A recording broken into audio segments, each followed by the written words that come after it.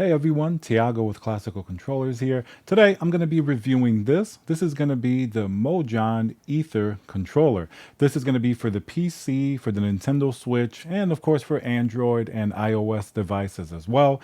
What is really interesting about this controller, it's only $30. So this is a pretty cool budget controller. Like, what can you get for $30 nowadays? And it has plenty of cool features. We're going to talk about all of the aspects of the controller. It has a really cool screen. We're going to talk about the face, the top, bumpers, the back. It does have back buttons. And maybe if you should buy this, what type of games will work great on this controller.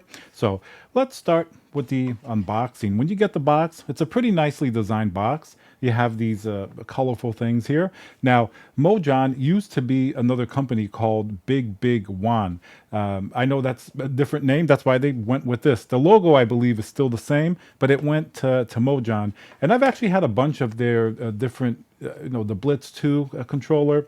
They even have these excellent wireless paddle systems that you put on the Xbox controllers, and I always loved the tactility of them, and they worked really, really well. They replace your battery, and they go right behind it. Incidentally, let's start with the face, and this reminds me of an Xbox controller with its design. You see it has the offset sticks, and these are going to be Hall effect sticks, which is another big plus for $30. So Hall effects, you're going to have the magnetic sensors. It's going to basically, extremely reduce, if not completely remove, any chance of stick drift or anything like that.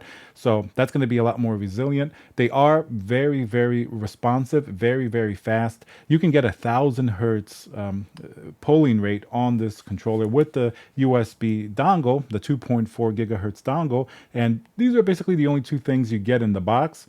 You don't get a USB-C cable. Which is fine. Most people have it. You have them lying around, and most people are going to play wirelessly as well. You can also obviously connect via Bluetooth, like with the Nintendo Switch, but then the rate is going to be a lot lower, 125 hertz instead of 1,000 hertz, like if you're playing on PC, for example, with the dongle. So on the face, Hall effect sticks. The thumbsticks look really cool. They feel very good. You can see it's a little orange underneath. And they're basically just very responsive. They're not heavy. They're basically what you would expect, maybe similar to what an Xbox controller would be. And you can't adjust the tension. You can't do anything like that, and you can't remove them. But they're stuck in place, which is absolutely fine. That's how a stock Xbox controller comes anyway.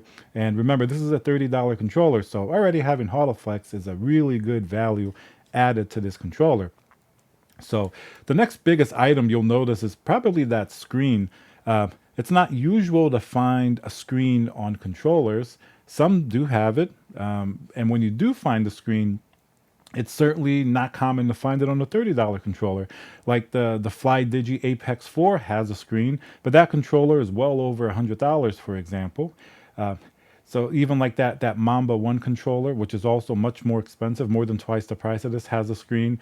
So very, very interesting. If you don't want to use software or anything like that, the screen, you can use it to pair to whatever system that you're going to be using. You can map these rear buttons here. So it does have a lot of utility, and it makes the controller look pretty unique and pretty different.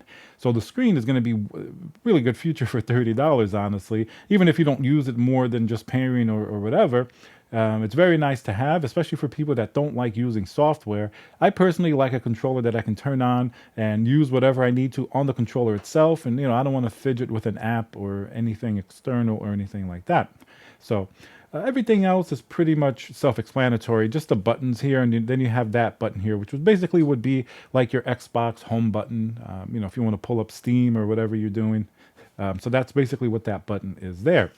Now let's talk about the buttons. Here, it's going to be an Xbox layout.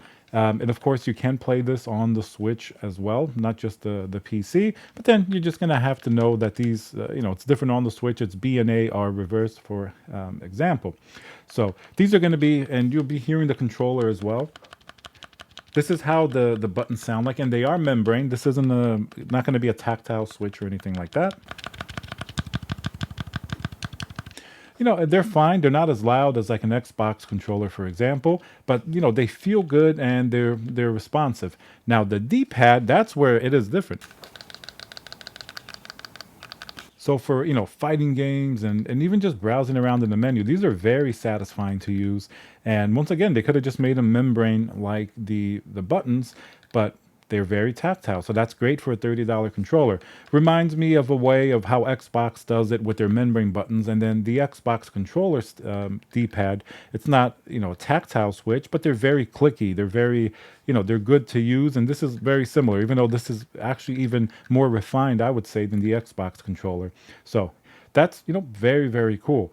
The design and aesthetics on the face. It's also a very good looking controller.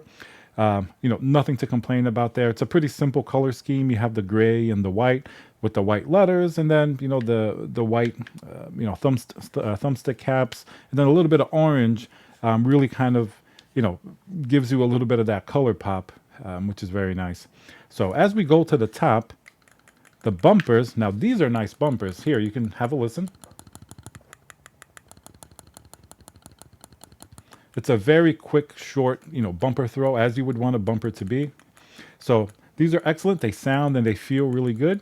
And they are a little bit, maybe a little bit more shallow than you would on a traditional Xbox controller, but they're very responsive. And they have that little tactile switch sound to them, which is great. Then obviously on the top, you also have the USB-C, for charging the controller, as well as if you want to connect, via the wire. And then we have the triggers. Now these are going to be also Hall effect analog triggers, and they're not going to be clicky triggers or have a mouse click or even have a trigger stop. These are going to be sort of the full analog trigger. That's how they sound like.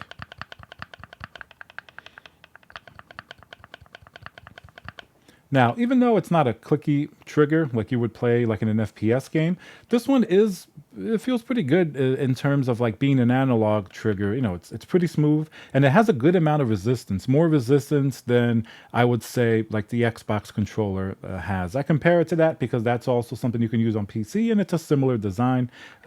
So for an FPS game, this actually does have a good amount of resistance, and it's not like a long pull for the trigger. So this would work really well, like if you're playing Call of Duty or something like that. This is a controller, as you'll see with most of the features, that's really geared towards maybe people that want to play like FPS games. I think it fits that nicely.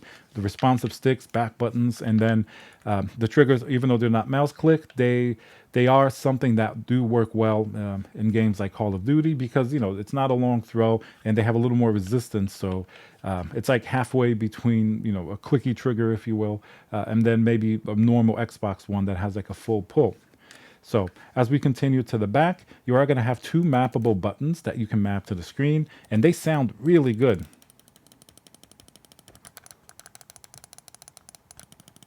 Super easy to actuate.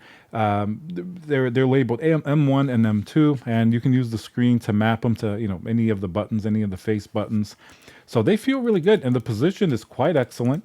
Very, very nice. They remind me a little bit maybe of like a Scuff Instinct Pro or something like that in terms of just how the button is. And you only get two instead of four.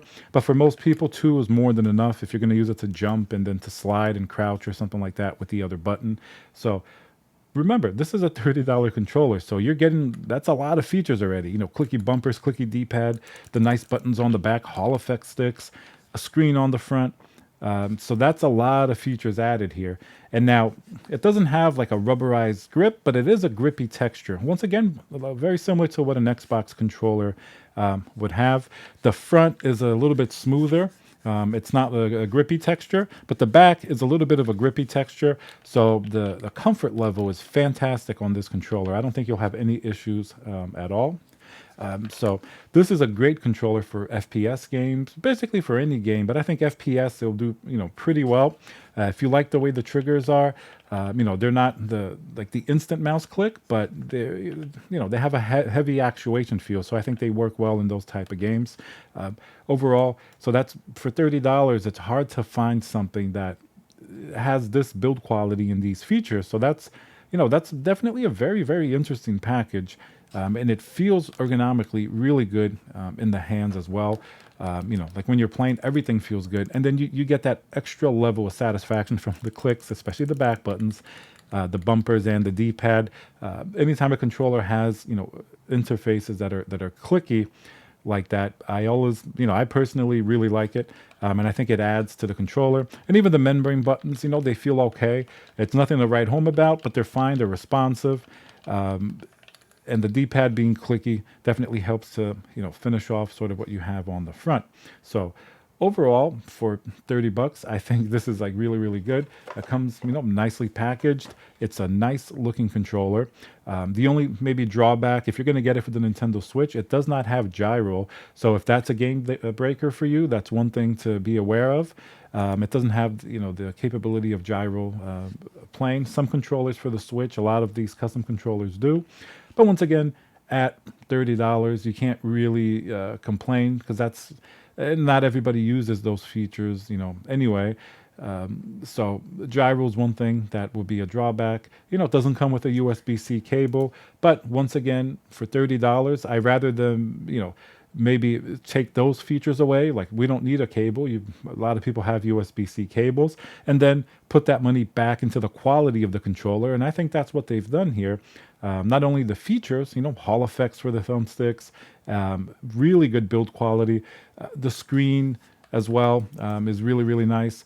So I think they've definitely put a lot in the quality and to differentiate this controller from other on the market.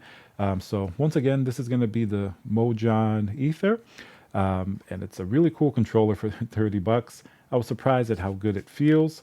Let me know down below what type of controller you're using for FPS games, if this is something that you would use. And I'll see you guys on the next video while you enjoy some of these clicks.